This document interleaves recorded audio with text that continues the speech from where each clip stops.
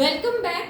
आज chemical kinetics का second lecture है और सेकेंड लेक्चर में हम लोग इंस्टेंटेनियस रेट ऑफ रिएक्शन पढ़ने वाले हैं। अगर आपको फर्स्ट लेक्चर याद होगा और आप लोगों ने देखा होगा तो आपको पता होगा कि हमने फर्स्ट लेक्चर में आरओआर कवर किया था कि आरओआर क्या होता है। Rate of reaction are two type basically, average rate of reaction and instantaneous rate of reaction.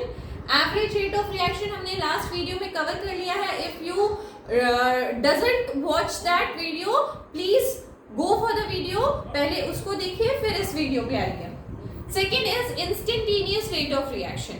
Instantaneous का मतलब होता है एकदम स्मॉल चेंज, जो रेट ऑफ रिएक्शन एकदम फटाक से हो जाता है, ठीक है। इंस्टेंट ऑफ टाइम, एक बहुत ही छोटे से इंटरवल ऑफ टाइम में हो जाता है। We are not talking about the very fast reaction, we are talking about कि बहुत कम समय में हो जाता है, जिसको हम मेजर कर सकते हैं, ठीक है। ऑफ कोर्स मेजर कर सकते हैं बट स्मॉल टाइम के लिए है, इंस्टेंट हो जाता है, राइट। तो इंस्टेंटेनियस रेट ऑफ रिएक्शन में सपोज आपके पास रेट ऑफ रिएक्शन ऐसा कुछ है कि 2a plus 3b gives out 4c। ऐसा आपके पास अगर रेट ऑफ रिएक्शन दिया हुआ है तो आप लोग एवरेज रेट ऑफ रिएक्शन में कैसे लिखते थे? अगर आपको याद होगा तो एवरेज रेट ऑफ रिएक्शन में आप लोग लिखते थे क्या? पहले स्टोइचियोमेट्रिक कोफिशिएंट को लिखा करते थे और इसमें नेगेटिव साइन क्यों देंगे? क्योंकि दिस इज अ रिएक्टेंट, ठीक है। रिएक्टेंट धीरे धीरे कम होता रहता है, ठीक है। और यहाँ पे हम लोग क्या लगाते थे? Delta A.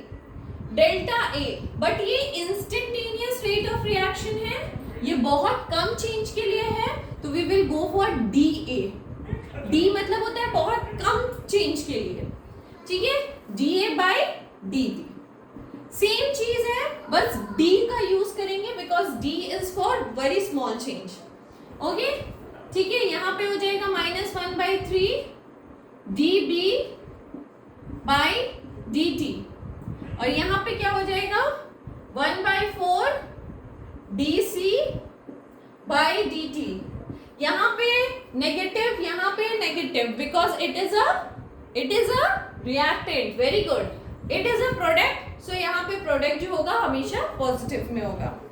Then if you are talking about graphical representation, अगर मैं ग्राफिकल रिप्रेजेंटेशन के बारे में बोलूं तो ग्राफिकल रिप्रेजेंटेशन कैसा था?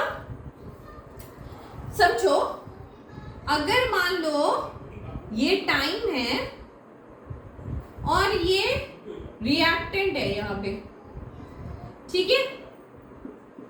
समय के साथ क्या होगा? रिएक्टेंट सबसे पहले ज्यादा होगा, समय के साथ क्या होगा? धीरे धीरे रिएक्टेंट खत्म होने लगेगा और एक टाइम पे कांस्टेंट हो जाएगा, है ना।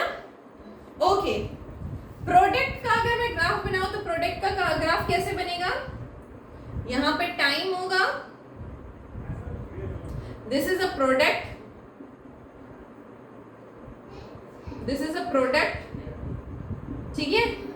प्रोडक्ट पहले नहीं होता है, धीरे धीरे बनता है, फिर बहुत ज्यादा बनता है, फिर कांस्टेंट हो जाता है। आप लोगों को पता है ना ये कांस्टेंट क्यों होता है? क्योंकि सारे के सारे रिएक्टेंट नहीं यूज हो जाते, 99.9% रिएक्टेंट यूज हो जाएगा, बट पूरा का पूरा रिएक्टेंट कभी खर्च नहीं होता है, इसीलिए एक टाइम के बाद कांस्टेंट हो जाता है, ठीक है, ठीक है। ओके, तो ग्राफ समझ आया? रिएक्टेंट क्या होता है? पहले ज्यादा होता है, धीरे धीरे कम होता है। प्रोडक्ट क्या होता है? पहले कम होता है, धीरे धीरे बढ़ जाता है। Okay, if we are talking about a का ग्राफ टाइम वर्सेस ए का कॉन्सेंट्रेशन का ग्राफ बोलूं तो वो कौन सा ग्राफ होगा? ये वाला या ये वाला? ए का ग्राफ क्या होगा? ये वाला या ये वाला? ऑफ कोर्स ये वाला, because it is a reactant graph, ठीक है। तो रिएक्टेंट ग्राफ कैसा होना चाहिए? ऐसा होना चाहिए, है ना, अंडरस्टूड। तो कोई भी आपको रिएक्टेंट ग्राफ बनाने बोले तो आप बना दोगे। ओके, यहाँ पे एक गौर करने वाली बात ये है कि इसका स्लोप क्या होगा। ध्यान से देखना, इसका स्लोप क्या होगा? This is the slope. अगर मैं यहाँ से एक लाइन ऐसा स्ट्रेट खींच देती हूँ तो दिस इज द स्लोप, ठीक है। स्लोप किसके बराबर होगा? Slope is equal to tan theta. Slope is equal to tan theta. tan theta क्या है? That is change in concentration of dA with respect to time, है ना?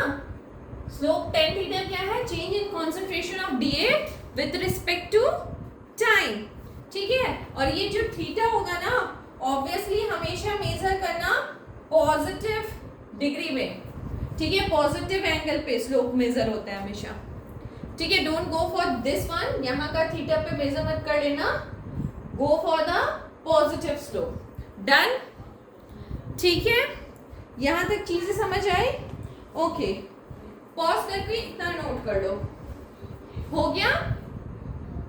हो गया? चलो आगे बढ़ते हैं।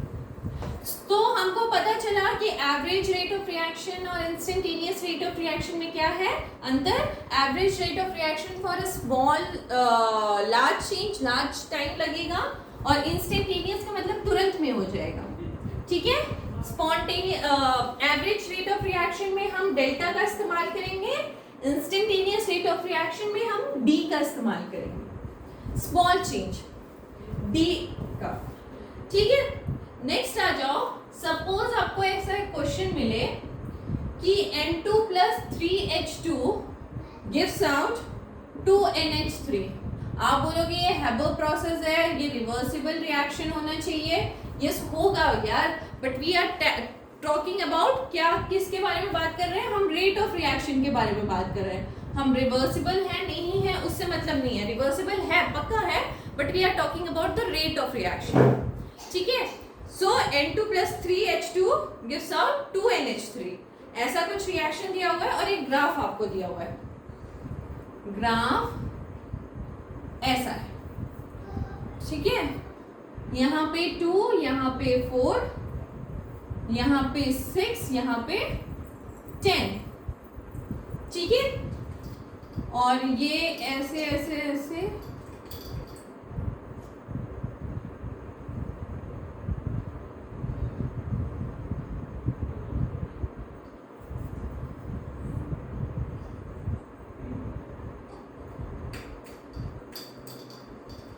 ऐसा कुछ ग्राफ दिया हुआ है।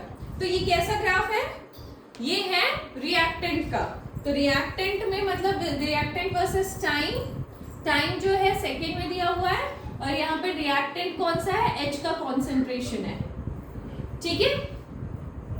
ठीक है, H का कॉन्सेंट्रेशन किस में होगा? मोल पर लीटर में होगा, ऑब्वियसली, है ना? डन। तो ऐसा कुछ क्वेश्चन दिया हुआ है और आपको पूछा गया है निकालिए ROR क्या है, एंड सेकेंड क्वेश्चन पूछा गया है rate of ROD of N2 क्या है, ठीक है? ROR क्या है और rate ROD of N2, D क्या होता है यार, कुछ याद है? Rate of disappearance, D for disappearance, ठीक है? तो rate of disappearance of N2 क्या है?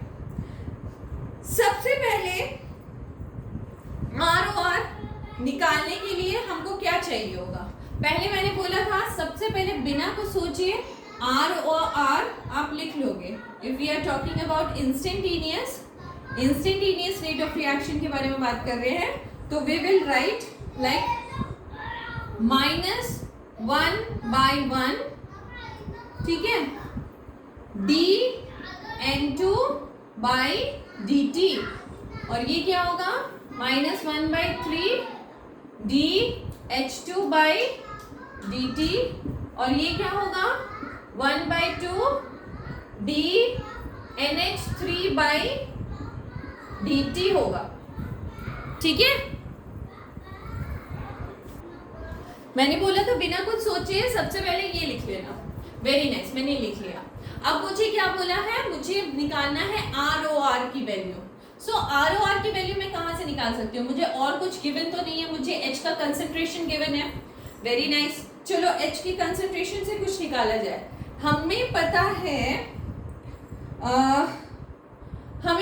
है क्या कि स्लोप जो होता है दैट इज dH/dt होगा, ठीक है। dH/dt किसके इक्वल होगा? tan थीटा के इक्वल होगा। tan थीटा किसके इक्वल होगा?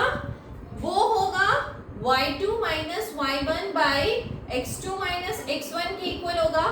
y2 minus y1, change in concentration क्या हो रहा है?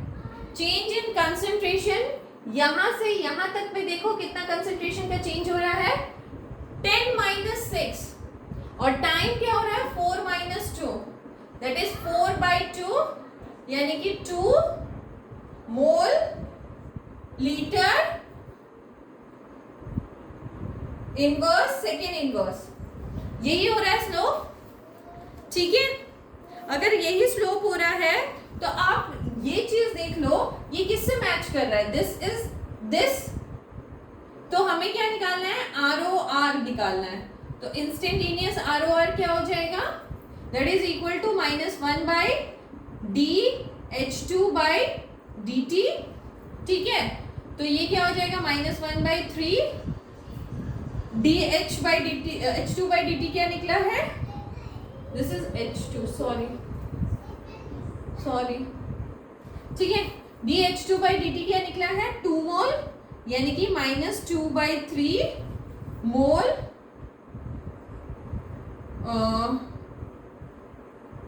Mole litre. अच्छा एक मिनट, एक गलती हो गई यार।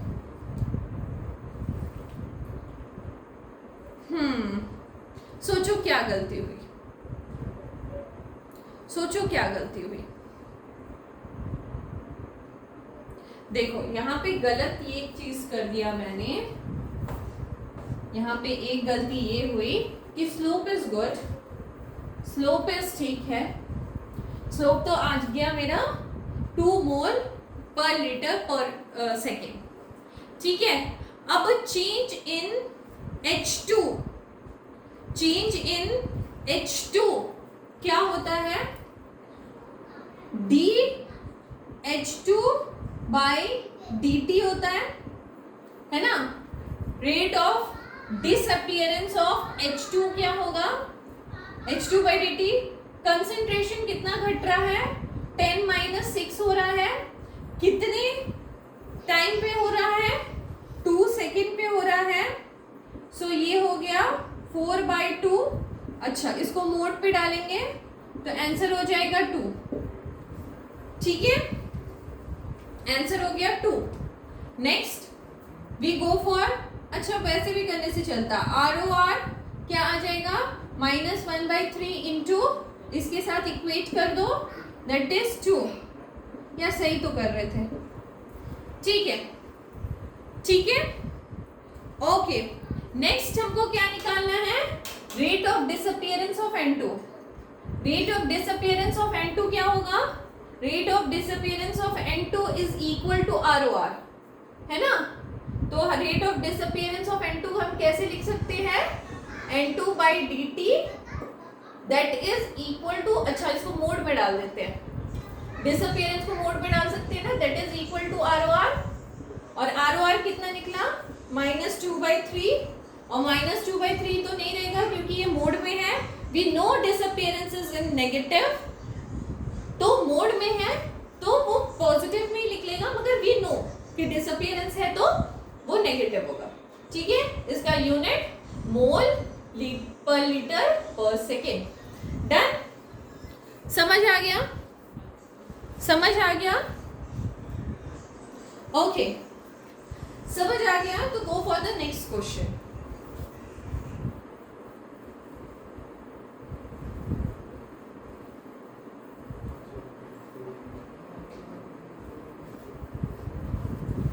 Go for the next question. Okay. Next question में क्या बोला है? क्वेश्चन में है 2p + 3q gives out r, ठीक है। और यहां पे दिया हुआ है एक ऐसा ग्राफ, ये एंगल दे दिया है 45 degree, this is concentration of q, this is time ठीक है, और ये मोल पर लीटर में है। ठीक है, सो आपको निकालना क्या है, सबसे पहले निकालना है ROR। First you have to find ROR and second you have to find ROA of R, rate of appearance of R। ठीक है, डन। चलो, मैंने क्या बोला, सबसे पहले ROR लिख लेंगे। चलो ROR लिख लेते हैं, दैट इज, हमें बताया नहीं है ये इंस्टेंटेनियस है या एवरेज है, हम D से भी कर सकते हैं, डेल्टा डाल के भी कर सकते हैं। तो ये हो जाएगा -1/2 delta P by delta T। ठीक है, ये हो गया -1/3 delta Q by delta T। ये क्या हो गया, 1/1 delta R by delta T। Done. अच्छा, वी नो स्लोप, स्लोप क्या होता है, is equal to tan theta. ठीक है, tan थीटा। अब ये tan थीटा क्या होगा, ये 45 डिग्री होगा या क्या होगा, तुम बताओ। मैंने बोला था always theta go for positive degree, तो ये कितना होगा, this is 180 degree minus 45 degree, that is 135 degree. तो tan 135 डिग्री क्या होता है, दैट इज -1। ठीक है, tan स्लोप आपका निकल गया -1। ठीक है, done.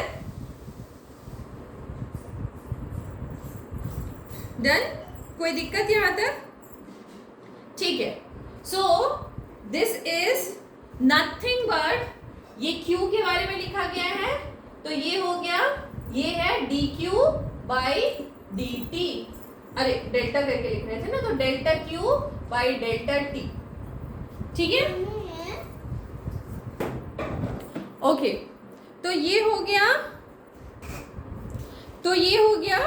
Delta Q by delta T। अब देखो, मुझे निकालना है पहला क्वेश्चन ROR। ROR किसके इक्वल है, 1/3 delta Q by delta T, और उसका वैल्यू निकल गया -1। तो ROR किसके इक्वल है, -1/3 delta Q by delta T, इसी के इक्वल है। तो ये होगा -1/3 डेल्टा Q बाई डेल्टा 3, -1 निकल गया, तो आंसर हो जाएगा 1/3। ROR 1/3 आ गया। नेक्स्ट मुझे निकालना है rate of appearance of R। Rate of appearance of R को क्या लिख सकते हैं, R को क्या लिख सकते हैं, delta R by delta T लिख सकते हैं, और इसको मोड में डाल सकते हैं। ये क्या है, ये ROR के इक्वल है, देखो this is equal to ROR। जब ROR 1/3 था, तो delta R by delta T भी 1/3 होगा। अच्छा, यूनिट साथ में लिखते चलना, मोल पर लीटर पर सेकेंड, मोल पर लीटर पर सेकेंड। ठीक है, डन। यहां तक बातें क्लियर है? ओके, अगर क्लियर है तो गो फॉर द नेक्स्ट क्वेश्चन। मिटा ले, okay.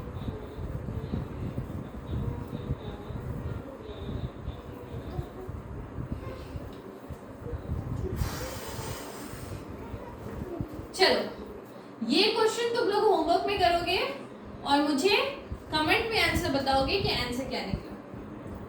That is 2a plus b अगर देता है 3c and your graph is like this, और यहाँ पे है 5 सेकेंड, ओके, और स्लोप कुछ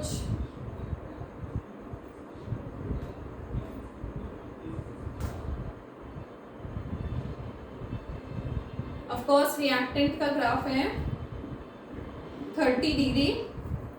ठीक है, this is the concentration of B, और यहाँ पे टाइम है। ठीक है, मोल पर लीटर। ठीक है, और आपको निकालना है फाइंड ROR, निकालिए एट 5 सेकेंड पे निकालिए। ROR कितने पे निकालेंगे? 5 सेकेंड पे निकालेंगे, ठीक है। And second question ROD of A निकालेंगे एट 5 सेकेंड, ठीक है। अगर ये पीछे वाले क्वेश्चन सब समझ में आए तो ये वाला भी करिए। डन। 5 सेकेंड से डरिएगा मत, करना वही काम है जो आपने पहले किया है। अगर कर लोगे तो मुझे कमेंट पे आंसर करना, और नहीं कर पाओगे तो भी कमेंट में बताना कि इसका आंसर क्या होगा। I will tell you the answer. Done, ठीक है। सो यहाँ पे खत्म हो जाता है आपका instantaneous rate of reaction. Next we move for the factors on which rate of reaction is depend upon, ठीक है। तो हेडिंग लगाओ, factors on which rate of reaction is depend upon. Factors on which ROR is depend upon। ये आ गए हम second topic में। जब मैंने काइनेटिक एनर्जी किस किन चीजों के साथ डील करता है वो बताया था, तो मैंने बताया था रेट ऑफ रिएक्शन पढ़ना है। सेकेंड हम लोगों को ये पढ़ना है कि फैक्टर्स कौन कौन से हैं जो इफेक्ट करते हैं रेट ऑफ रिएक्शन को। सो पहला फैक्टर है कि नेचर ऑफ रिएक्टेंट क्या है। नेचर ऑफ रिएक्टेंट क्या है, ठीक है। First factor is nature of reactant कैसा है। क्या वो आयनिक रिएक्टेंट है? क्या वो आयनिक रिएक्टेंट है? अगर आपको लास्ट वीडियो याद होगा तो आयनिक रिएक्टेंट का मैंने एक एग्जांपल दिया था। जब NaCl AgNO3 के साथ रिएक्ट करता है तो AgCl का प्रेसिपिटेट प्लस NaNO3 बनाता है। तो this is the ions. So ion में क्या होता है, reaction rate of reaction very high रहता है, ठीक है। ROR is very high. Ionic reaction में rate of reaction is very high. Next मैंने एक एग्जांपल दिया था कोवेलेंट रिएक्टेंट का। कोवेलेंट रिएक्टेंट का अगर याद होगा तो एग्जांपल दिया था Haber process, N2 plus H2 gives out 2NH3, ठीक है। इसमें मैंने बताया था N के साथ N का ट्रिपल बॉन्ड होता है और H के साथ 3 मॉलिक्यूल जुड़ा होता है, और यहाँ पे जाके फॉर्मेशन कुछ ऐसा हो जाता है, ठीक है। सो यहाँ के बॉन्ड्स ब्रेक होते हैं, यहाँ का बॉन्ड फॉर्म होता है, और this is a covalent reaction. तो बॉन्ड का ब्रेक होना, बॉन्ड का फॉर्मेशन होना, इसके वजह से क्या होता है, ROR जो होता है वो लो हो जाता है। रेट ऑफ रिएक्शन लो हो जाएगा ना, ये मतलब यहाँ पे ब्रेक होना है, बनना है, बहुत काम है, तो रेट ऑफ रिएक्शन स्लो हो गया, ठीक है। थर्ड इज अगर होमोलोगस या हेट्रोजीनियस, अच्छा होमोजीनियस, होमोलोगस नहीं, होमोजीनियस होगा, और हेट्रोजीनियस रिएक्टेंट।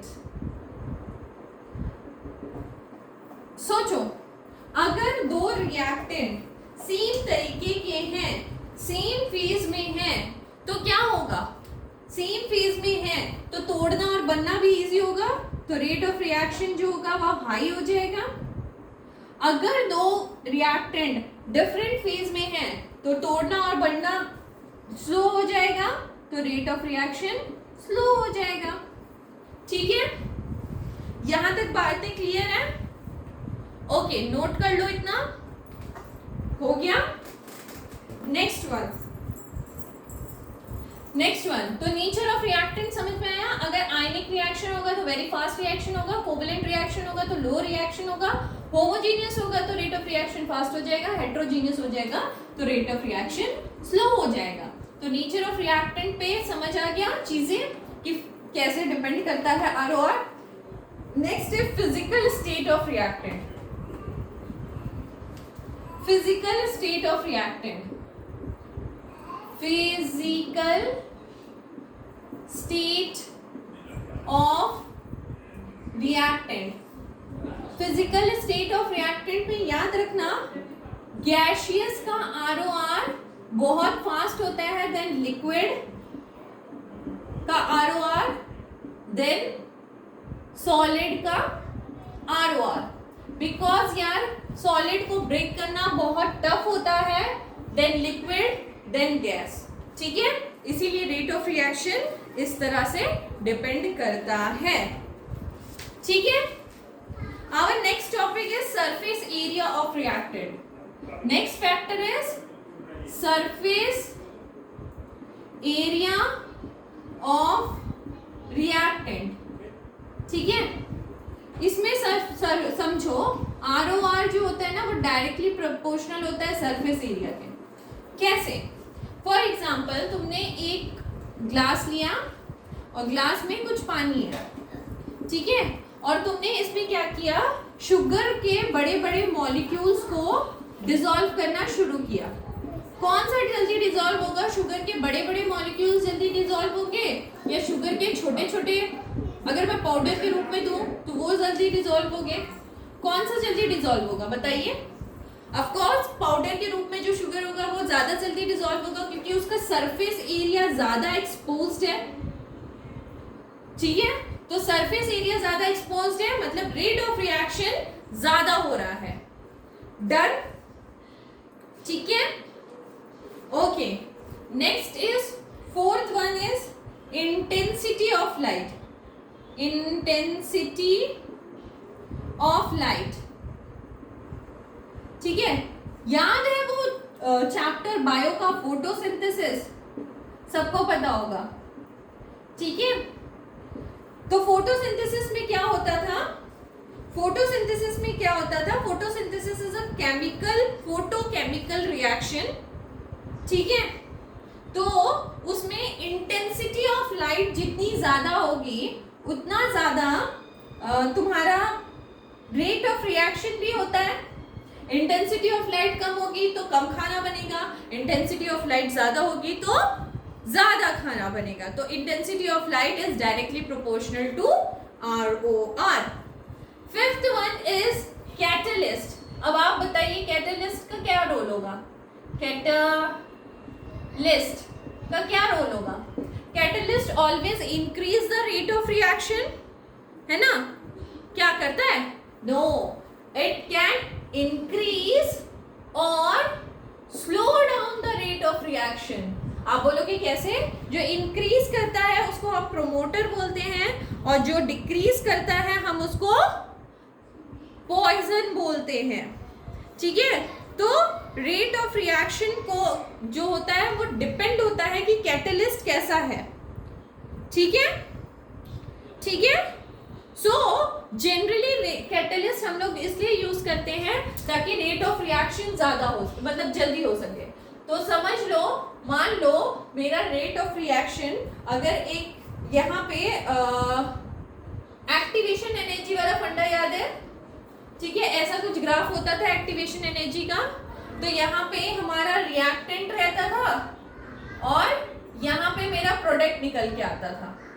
तो इतना बड़ा एक्टिवेशन एनर्जी की उसको जरूरत थी इस रिएक्शन को होने के लिए, बट कैटलिस्ट का इस्तेमाल करते ही इस पाथ को चेंज करके, जो पाथ है वो डेविएट करके शॉर्टेस्ट रूट में लेके आएगा, वो काम है कैटलिस्ट का। तो कैटलिस्ट का अगर यही काम है कि रूट को शॉर्ट कर देना और रेट ऑफ रिएक्शन को बढ़ा देना, तो rate of reaction is directly proportional to catalyst बोल सकती हो अगर वो कैटलिस्ट प्रमोटर हो तो। डन, यहां तक बातें क्लियर है? सबको क्लियर है? Next temperature. अच्छा बताइए, टेम्परेचर पे कैसे डिपेंड करता है रेट ऑफ रिएक्शन? टेम्परेचर पे कैसे डिपेंड करता है? मैंने बोला सॉलिड जो होता है उसको तोड़ना इजी नहीं होता है, इसलिए रेट ऑफ रिएक्शन उसका कम होता है। अगर टेम्परेचर बढ़ा दे तो रेट ऑफ रिएक्शन ज्यादा नहीं जल्दी हो जाएगा क्योंकि सॉलिड जल्दी टूट जाएगा? Of course. तो हम बोल सकते हैं rate of reaction is directly proportional to temperature. बोल सकते हैं क्या? ठीक है, if we increase the temperature 10 degree Celsius, rate of reaction, याद रखना ये पॉइंट, अगर हम 10 डिग्री सेल्सियस टेम्परेचर इंक्रीज करते हैं तो ROR जो है वो 2 to 3 टाइम्स इंक्रीज हो जाता है। ठीक है, ठीक है। Next and the most important, यहां तक नोट कर लो, यहां तक नोट कर लो। उसके बाद द लास्ट फैक्टर हो गया, हो गया, okay. So the last factor is concentration of reactant. Concentration of reactant, last मतलब 7th factor is concentration of reactant. अच्छा, सोच के बताओ आप लोग, क्या लगता है आपको कंसंट्रेशन ऑफ रिएक्टेंट पे कैसे डिपेंड करेगा? generally we